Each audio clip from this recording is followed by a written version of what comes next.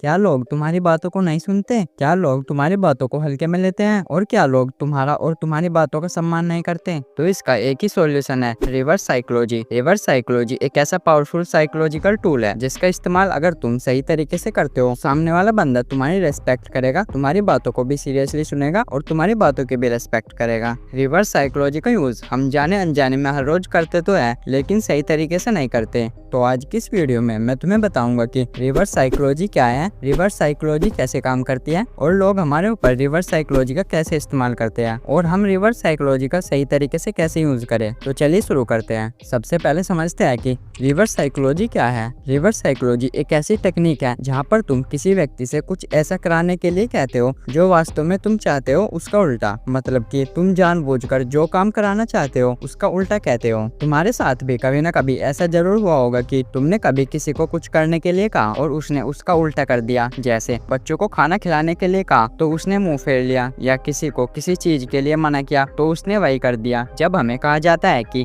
ये मत करो तो हमारे ब्रेन में साइकोलॉजिकल रिएक्टेंस एक्टिव होता है। हम सामने वाले को गलत साबित करने के लिए सबसे पहले वही काम करते हैं और यही चाल रिवर्स साइकोलॉजी में काम करती है। रिवर्स साइकोलॉजी का सिंपल सा मतलब है कि हम सामने वाले बंदे से जो भी काम कराना चाहते हो तो उसका उल्टा कहो, तो उससे ज्यादा चांस है कि वह बंदा उस काम को जरूर करेगा। अब समझते हैं कि रिवर्स साइकोलॉजी कैसे काम करती है। यह टेक्निक हमारे नेचर पर आधारित है जिसे रिएक्टेंस कहते हैं। जब कभी हमें ऐसा महसूस होता है कि हमारी फ्रीडम या ऑप्शन छीने जा रहे हैं तो हम उसी चीज को करने के लिए ज्यादा एक्साइटेड हो जाते हैं। मतलब कि अगर तुम किसी से कहते हो कि वो कोई काम ना करे तो उसे लगेगा कि उसकी फ्रीडम छीनी जा रही है और इसलिए वह उसी काम को करना चाहेगा। रिवर्स साइकोलॉजी इन 3 बातों पर काम करती है। सबसे पहला, रिएक्टेंस थ्योरी। हम इंसानों के लिए हमारी फ्रीडम सबसे जरूरी होती है और जब किसी व्यक्ति को यह महसूस होता है कि उसकी फ्रीडम कोई दूसरा व्यक्ति कंट्रोल कर रहा है या उसे किसी चीज से रोका जा रहा है तो वह मानसिक रूप से उसका विरोध करता है। वह सोचता है कि मुझे यह क्यों कहा गया कि मैं इस काम को न करूं, क्या मैं इस काम को नहीं कर सकता? अगर हम किसी से कहते हैं कि तुम यह काम नहीं कर सकते तो वह व्यक्ति उस काम को जरूर ट्राई करेगा। वह यह नहीं देखेगा कि उस काम में उसका फायदा है या नुकसान, बल्कि वह खुद को प्रूफ करने के लिए और तुम्हें गलत साबित करने के लिए उस काम को जरूर करेगा। जैसे अगर तुम किसी बच्चे से कहते हो तुम ये खिलौना नहीं ले सकते, ये तो बड़े बच्चों के लिए है, तो बच्चा उल्टा जिद करने लगेगा कि उसे वही खिलौना चाहिए। दूसरा, कंट्रोल आवरसेल्फ। किसी भी व्यक्ति को यह बिल्कुल भी पसंद नहीं है कि कोई उसकी फ्रीडम छीने। जब आप किसी पर रोक लगाते हैं तो वह व्यक्ति उस काम को करने के लिए और ज्यादा एक्साइटेड होता है। हर इंसान चाहता है कि वह खुद को खुद ही कंट्रोल करे, खुद के इमोशंस को भी खुद ही कंट्रोल करे, लेकिन जब उसे लगता है कि कोई दूसरा व्यक्ति उसको और उसके इमोशंस को कंट्रोल कर रहा है तो वह उसके खिलाफ जाकर खुद को आजाद साबित करना चाहता है। वह यह साबित करना चाहता है कि उसके ऊपर किसी का भी कंट्रोल नहीं है, वह खुद को खुद ही कंट्रोल कर सकता है। लोग अपनी फ्रीडम बनाए रखना चाहते हैं। जब उन्हें लगता है कि उनकी पसंद को कंट्रोल किया जा रहा है तो वह उसके अपोजिट काम करते हैं। लोगों को यह साबित करना अच्छा लगता है कि दूसरों की धारणा गलत है, जो वह खुद कर रहे हैं वही सही है। और तीसरा,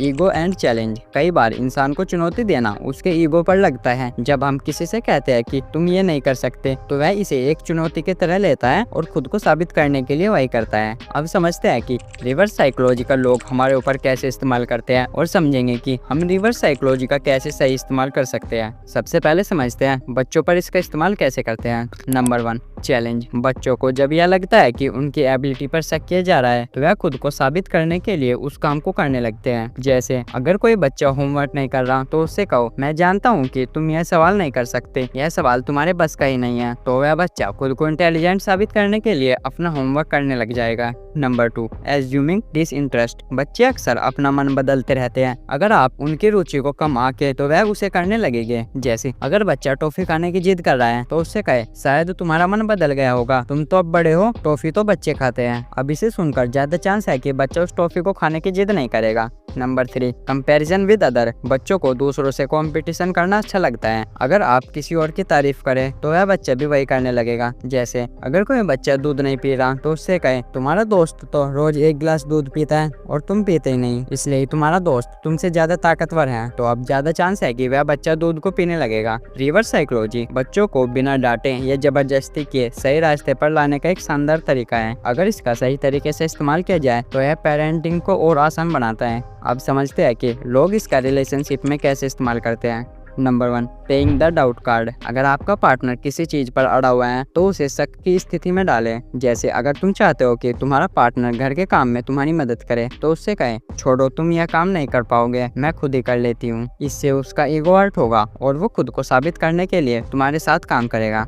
नंबर 2, गिविंग फेक फ्रीडम। कभी कभी अपने पार्टनर को लगने दे कि फैसला उनके हाथ में है, जबकि असल में आप उन्हें अपनी मंजिल की तरफ ले जा रहे हैं। जैसे अगर आप अपने पार्टनर के साथ डेट पर जाना चाहते हैं लेकिन आपका पार्टनर नहीं जाना चाहता तो उससे कहें, ठीक है तुम्हारी मर्जी, मैं तो बोर हो रही थी पर कोई बात नहीं। ऐसी सिचुएशन में आपका पार्टनर गिल्टी फील करेगा और ज्यादा चांस है कि वह मान जाएगा। नंबर 3, जेलसी ट्रिगर करना। इंसान कंपटीशन से इंस्पायर होता है। अगर आप किसी और का उदाहरण देंगे तो आपका पार्टनर खुद को उससे बेहतर साबित करने की कोशिश करेगा। जैसे अगर आप चाहते हो कि आपका पार्टनर आपको सरप्राइज दे तो उससे कहें, मेरी फ्रेंड का बॉयफ्रेंड तो उसे हर महीने गिफ्ट देता है लेकिन तुम्हारे स्टाइल में यह सब नहीं है। यह सुनकर वह खुद को उससे बेहतर साबित करने के लिए तुम्हारे लिए कुछ खास जरूर करेगा। अब समझते हैं कि आप रिवर्स साइकोलॉजी का लोगों के ऊपर सही तरीके से कैसे इस्तेमाल करते हैं। रिवर्स साइकोलॉजी का यूज बहुत सोच समझकर और सही उद्देश्यों के लिए करना चाहिए। अगर इसका इस्तेमाल सही तरीके से किया जाए तो यह बहुत फायदेमंद साबित हो सकता है। जैसे सबसे पहला, बच्चों की आदत सुधारने के लिए। बच्चे कई बार सीधी बात नहीं मानते, लेकिन अगर उन्हें चुनौती दी जाए या उनके अंदर जिद जगाई जाए तो वह उस काम को खुशी के साथ करते हैं।